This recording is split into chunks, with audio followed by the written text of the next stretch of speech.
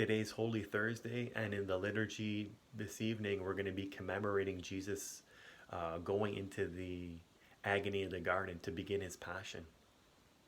And I feel that this is an opportune time, right? The quarantine has been a time of opportunity to grow into good habits, a time to reflect and pray a bit more, a time to do some of the things that our busy schedule didn't allow us to do. But I feel like it's also an opportune time. And what do I mean by an opportune time? Well, in Luke chapter 4, verse 13, it says that the devil, after tempting Jesus in the desert,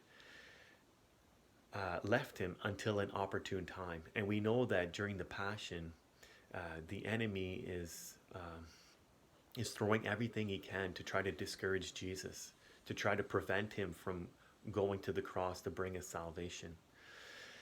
And I feel like the enemy is trying to discourage us during this time of quarantine. Like Pope Francis in his Urbi et Orbi says that this is a time where a lot of things are dying away, our schedule and stuff like that, but people are dying, right? In Rome or in Italy, there's been more than 90 priests that have died because of this virus. And it feels a bit like we've either come from a funeral or we're awaiting our own funeral. But, there's also good things happening. It feels sometimes when I see families walking around on the street, it feels like a family day, right? Families are spending more time as the domestic church. But, this is a time of challenge. But the Lord wants to speak truth into these difficulties, right? The enemy's trying to discourage us with negative thoughts, with maybe thoughts of discouragement, but as Christians, we know that the cross is a prelude to the resurrection. The cross doesn't have the final word. That God allows bad things to happen so that greater things can come about later on. Like, we know this in our head, but do we know it in our hearts?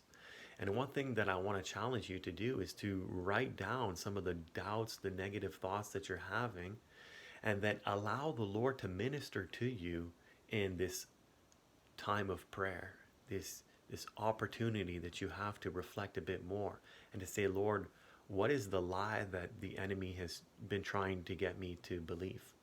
Lord, speak truth into this. Lord, how are you going to bring good out of this situation? Right? And the Lord might show you already what he's been doing or what he plans to do.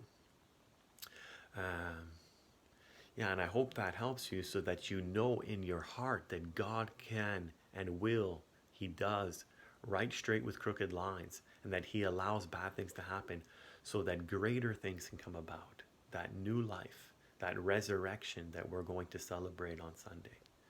So I hope that helps encourage you, and maybe write in the comments if you see this as an opportune time or a time of opportunity.